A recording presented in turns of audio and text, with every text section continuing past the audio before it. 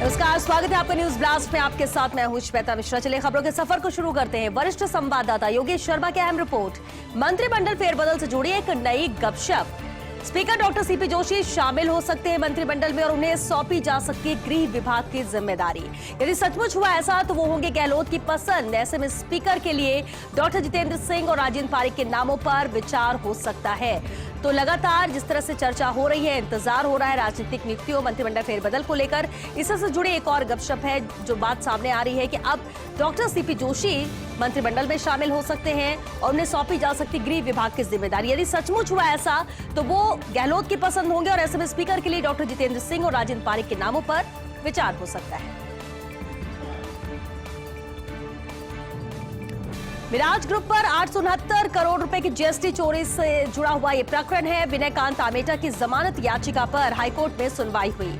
High court में justice Narendra Singh Dhadda की अदालत में सुनवाई हुई। मामले में राज्य सरकार करेगी जवाब पेश। याचिकाकर्ता की ओर से अधिवक्ता विवेक राज सिंह बाजवा ने पैरवी की है। बतौर शिकायतकर्ता एडवोकेट एसके सिंह भी मौजूद रहे। जमानत का विरोध करने के लिए मौजूद रहे advocate SK Singh. Advocate SK Singh की मौजूदगी का आरोपी के वकील ने विरोध किया है।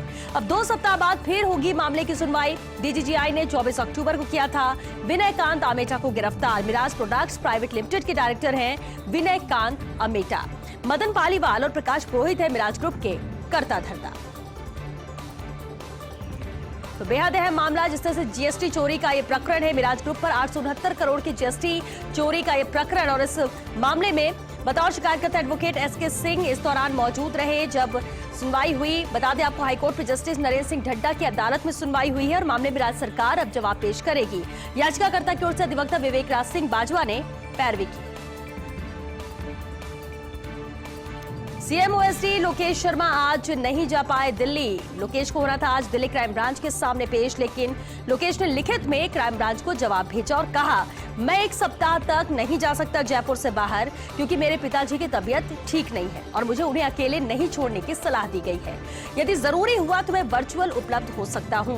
मेरी ओर से किसी जानकारी की आवश्यकता है तो आपसे अनुरोध है, मुझे एक प्रश्नावली प्रदान करें। लोकेश ने दिल्ली हाईकोर्ट में अपनी ओर से दी गई अर्जी का भी यहां पर हवाला दिया, जो अर्जी उन्होंने लगाई थी, और साफ कहा कि वो 1 हफ्ते तक जयपुर को नहीं छोड़ सकते हैं और उसकी वजह यह है कि उनके पिताजी की तबीयत ठीक नहीं है। उन्होंने लिखा कि तबीयत ठीक नहीं है और मुझे उन्हें अकेले नहीं छोड़ने की सलाह दी गई है और अगर यदि जरूरी है तो मैं वर्चुअल उपलब्ध हो सकता हूं।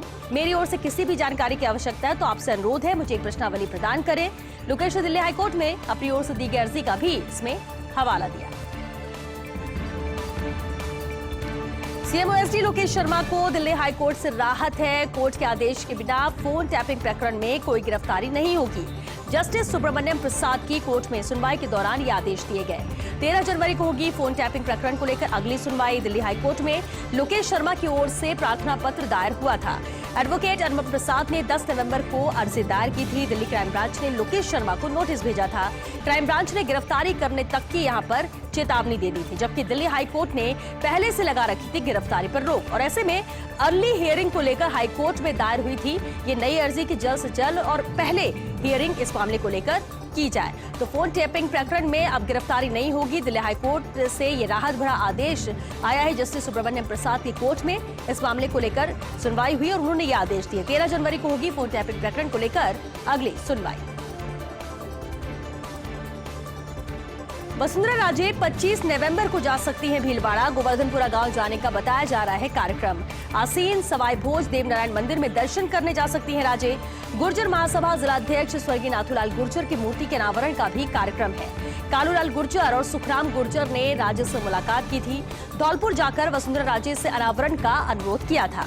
सवाई भोज मंदिर में शुरू से आस्था रही है वसुंधरा राजे की और दर्शन के लिए इस मंदिर में जा सकती हैं वसुंधरा राजे। तो वसुंधरा राजे का 25 नवंबर को भीलवाड़ा जाने का कार्यक्रम बन सकता है। गोवर्धनपुरा गांव जाने का उनका कार्यक्रम ये बताया जा रहा है। आसीन भाई दोज देवनारायण मंदिर में दर्शन करने जा सकती हैं वसुंधरा राजे। 7 चर्चित चेहरों ने की भाजपा ज्वाइन। प्रदेश में मिशन 2023 की तैयारी शुरू हुई है। प्रदेश प्रभारी अरुण सिंह और सतीश पुनिया ने ये सदस्यता ग्रहण कराई है। राजेंद्र राठौर, सांसद सीपी जोशी, भजनलाल शर्मा भी इस दौरान मौजूद रहे। तो इनकी मौजूदगी में 7 लोगों ने भाजपा की सदस्यता ग्रहण की है। शाहपुरा राज परिवार की रत्ना कुमारी ने सदस्यता ग्रहण की। लंबे समय से समाज सेवा से जुड़ी रही हैं रत्ना कुमारी। कांग्रेस में रहे 2 नेताओं ने भी ज्वाइन की है भाजपा। महेंद्रपाल चौधरी और इंद्रपाल सिंह ने भाजपा की सदस्यता ग्रहण की। राजस्थान प्रदेश कांग्रेस कमेटी के सदस्य रहे हैं महेंद्रपाल और पीसीसी के प्रदेश प्रवक्ता रहे हैं इंद्रपाल सिंह। अलवर यूआईटी चेयरमैन रहे देवी सिंह शेखावत ने भी भाजपा ज्वाइन की है। पहले भाजपा छोड़कर बागी बनकर चुनाव भी लड़ा था इन्होंने। शैलेंद्र गुर्जर एडवोकेट ने भी भाजपा की सदस्यता ग्रहण की है। हाईकोर्ट बार एसोसिएशन के उपाध्यक्ष रहे हैं शैलेंद्र गुर्जर। इधर पश्चिम बंगाल कैडर के पूर्व आईपीएस केसी मीणा ने भी भाजपा की सदस्यता आज ग्रहण की। अतर सिंह पगारिया ने भाजपा की सदस्यता ग्रहण की है। वहीं बसपा से गहरा ताल्लुक रहा है अतर सिंह पगारिया का। तो ये 7 चर्चित चेहरों ने आज भाजपा की सदस्यता ग्रहण की। प्रदेशाध्यक्ष नीतीश पुनिया और भारतीय जनता पार्टी प्रदेश प्रभारी अरुण सिंह की मौजूदगी में।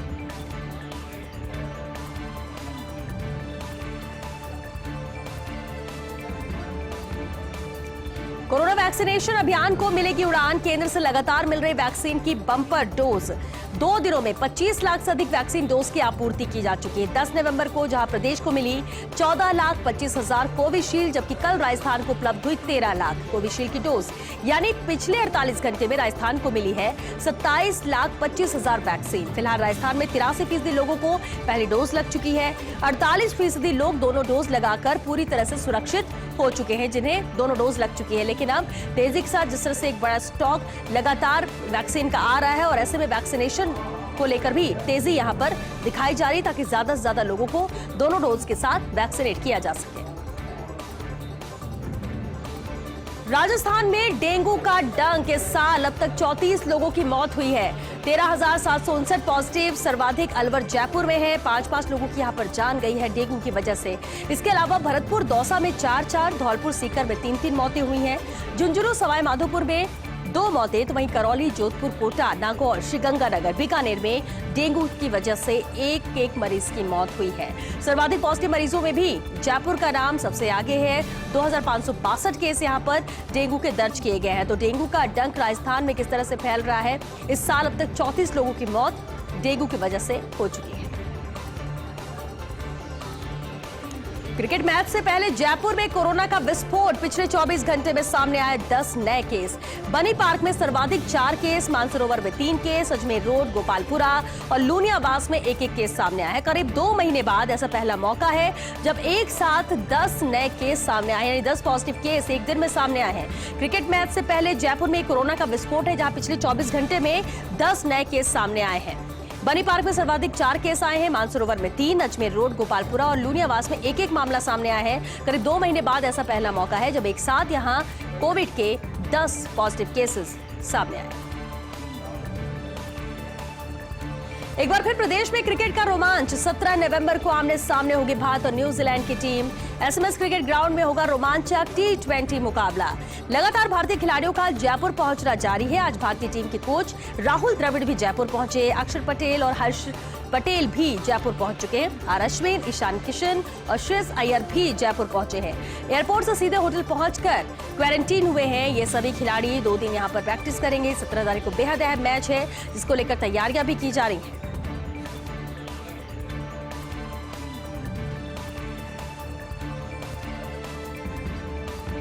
आयोग रेगुलेशन की सीएस प्रक्रिया में अवहेलना से जुड़ा हुआ यह अहम प्रकरण है।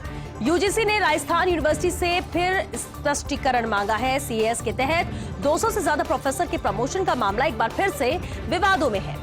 यूजीसी ने इस बार कड़े शब्दों में लेटर लिखते हुए यूनिवर्सिटी से स्पष्टीकरण मांगा है। ऐसे में राजस्थान विश्वविद्यालय की मान्यता और ग्रांट पर भी मंडराने लगा है संकट। संबंधित प्रकरण की यूनिवर्सिटी को 15 दिनों में रिपोर्ट भी यहां पर सौंपनी होगी। ये निर्धारित किया गया है, जो डेडलाइन है 15 दिन के अंदर रिपोर्ट सौंपना यहां पर अनिवार्य होगा। तो बेहद अहम है जिस तरह से इस मामले को लेकर आयोग रेगुलेशन की सीएस प्रक्रिया में अवहेलना से जुड़ा प्रकरण है और यूजीसी ने राजस्थान यूनिवर्सिटी से फिर से स्पष्टीकरण इसे लेकर मांगा है। सीएस के तहत 200 से ज्यादा प्रोफेसर के प्रमोशन का ये मामला है और एक बार फिर से ये विवादों में नजर आ रहा है। इधर फिर विवादों के साए में राजस्थान संस्कृत यूनिवर्सिटी अब बिना कोरम बैठक के 34 एजेंडे पास करने को लेकर यह विवाद है। मिनट्स में तत्कालीन कॉलेज आयुक्त शिक्षक प्रतिनिधि का नाम डाला है। दोनों ने मीडिया से बैठक में ही मौजूद नहीं होने की बात कही। तत्कालीन कॉलेज शिक्षक आयुक्त संदेश नायक ने कहा, मैं 5 अक्टूबर को ही सिंडिकेट बैठक में शामिल नहीं हुआ।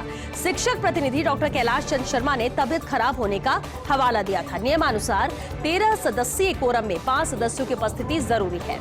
वीसी समेत सिर्फ 4 सदस्य बैठक में शामिल हुए हैं।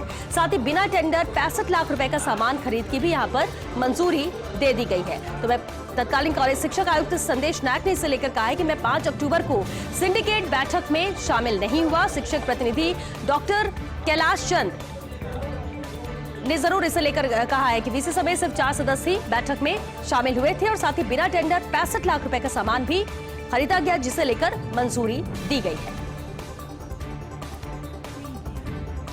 मुख्यमंत्री जन आवास योजना को लेकर लेटेस्ट अपडेट है। प्रदेश में योजना के अंतर्गत 63,000 फ्लैट्स का होना था निर्माण। योजना के अंतर्गत निर्माणाधीन आवासों का 70% काम पूरा हुआ है, लेकिन जेडीए ने निर्माणाधीन आवासों के नक्शे रोके हैं। जेडीए 2 साल में तय नहीं कर पाया बिल्डिंग की ऊंचाई सेटबैक। रेरा से मंजूर 22,000 मकानों का काम भी यहां पर अटकाया हुआ है। जेडीए इन आवासों को पहले भी नियमों में फंसा चुका है और अब बिल्डर्स से ही पेनाल्टी वसूलने की तैयारी में जेडीए है। ऐसे में अगले साल तक कैसे नसीब होगी जरूरतमंदों को अपनी छत, ये बेहद अहम सवाल है कि क्या इस लक्ष्य को पूरा किया जा सकेगा। जेडीए 2 साल में तय नहीं कर पाया बिल्डिंग की ऊंचाई और सेटबैक। रेरा से मंजूर 22,000 मकानों का काम भी अटका हुआ है।